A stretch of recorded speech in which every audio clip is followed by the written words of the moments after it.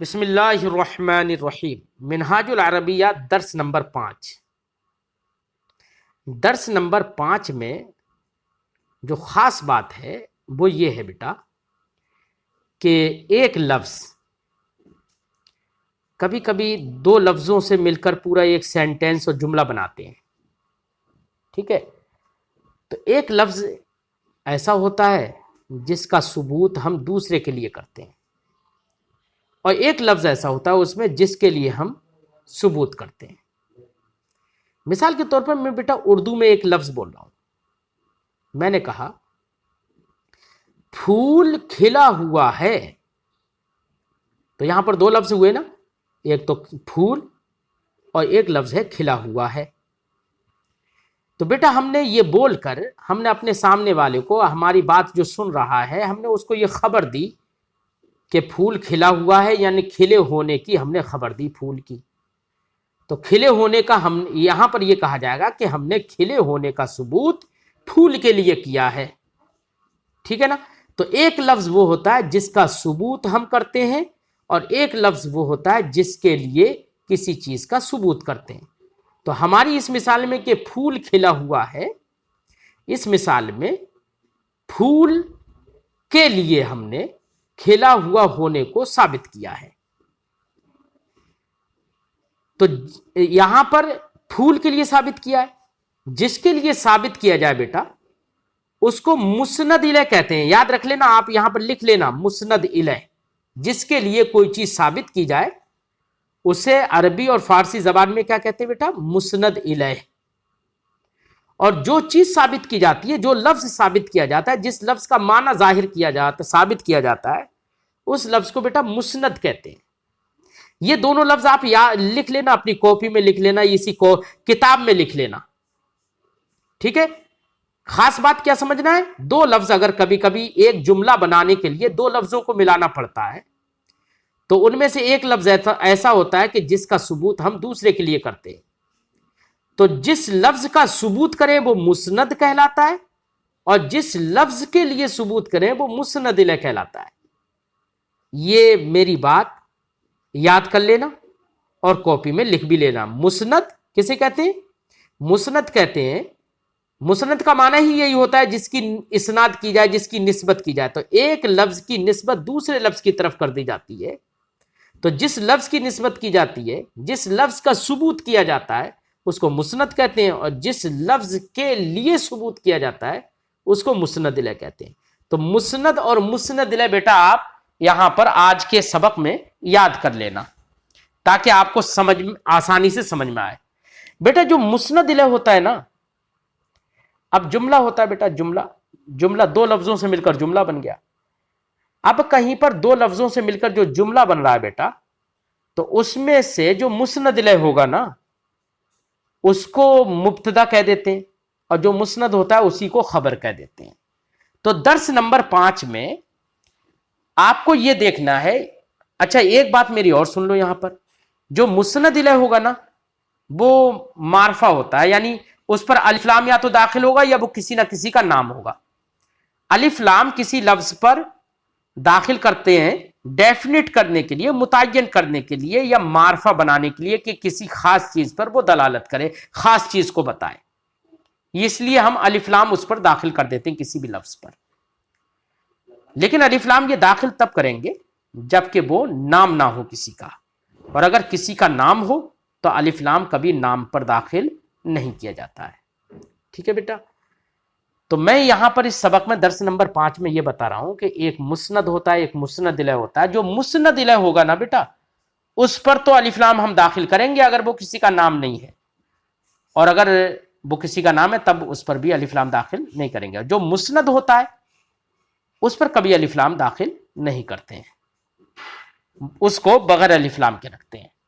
اب آج کے سبق میں درس نمبر 5 میں صاحب کتاب نے انہی باتوں کو سمجھایا ہے، جو میں سمجھایا نہیں ہے، وہ انہی باتوں کو درشا رہے ہیں، دکھا رہے ہیں جو میں نے آپ کو سمجھا دیا ہے۔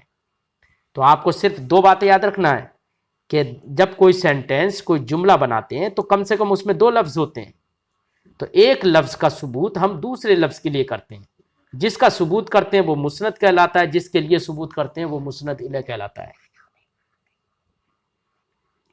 فرماتے ہیں القرآن کتاب، اس کا معنی ہوگا بیٹا قرآن ایک کتاب ہے، قرآن ایک کتاب ہے۔ تو دیکھو قرآن کے لیے ہم نے کتاب ہونا ثابت کیا نا، تو اب اس مثال میں آپ کتاب ہونا ہم کس کے لیے ثابت کر رہے ہیں؟ قرآن کے لیے۔ اور ہم نے بتایا تھا جس لفظ کو ثابت کرے وہ مسند کہلائے گا، اور جس کے لیے ثابت کرے وہ مسند الیہ کہلائے گا۔ تو اب اس مثال میں ہم یہ کہیں گے کہ القرآن یہ مسند الیہ ہے اور کتاب یہ مسند ہے، ٹھیک ہے۔ اور ہم نے بتایا تھا کہ مسند الیہ کو ہی مبتدا کہتے ہیں اور مسند کو خبر کہتے ہیں، تو ہم یہ بھی کہہ سکتے ہیں کہ القرآن یہ مبتدا ہے اور کتاب یہ خبر ہے، یہ بھی کہہ سکتے ہیں ہم، ٹھیک ہے۔ یہ دو باتیں آپ آج کے اس سبق میں یاد رکھنا، اگرچہ یہ کتاب میں ذکر نہیں کیا گیا ہے، لیکن اگر آپ نے یہ دونوں باتیں سمجھ لی بیٹا تو یہ آپ کے لیے بہت آسانی اگلے کو پیدا ہو جائے گی۔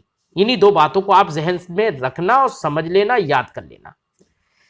ایسے ہی اب ترجمہ کریں گے، الکتاب عربی، کتاب عربی ہے، الکتاب عربی، کتاب عربی ہے۔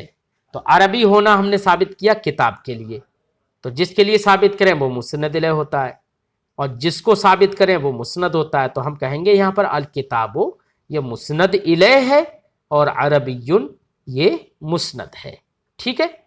معنی کیا ہوگا؟ کتاب عربی ہے، مسند الیہ کا ترجمہ بیٹا پہلے کرتے ہیں۔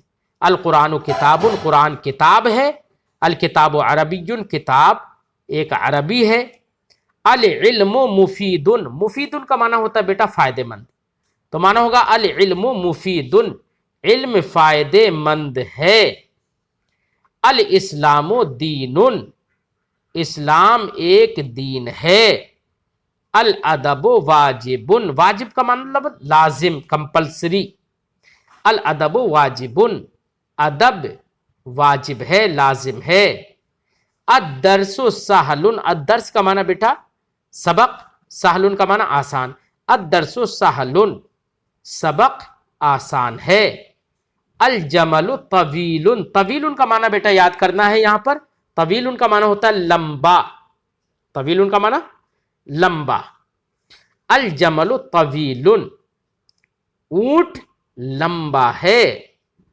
البیت جدید، البیت کا معنی اس سے پہلے پڑھ چکے ہو گھر، جدید کا معنی ہوتا ہے بیٹا نیا، تو معنی ہوگا البیت جدید، گھر نیا ہے، الزہر صغیر، صغیر اس سے پہلے گزر چکا ہے بیٹا چھوٹا، اور الزہر کا معنی ہوتا ہے کلی، کیا ہوتا ہے الزہر کا معنی؟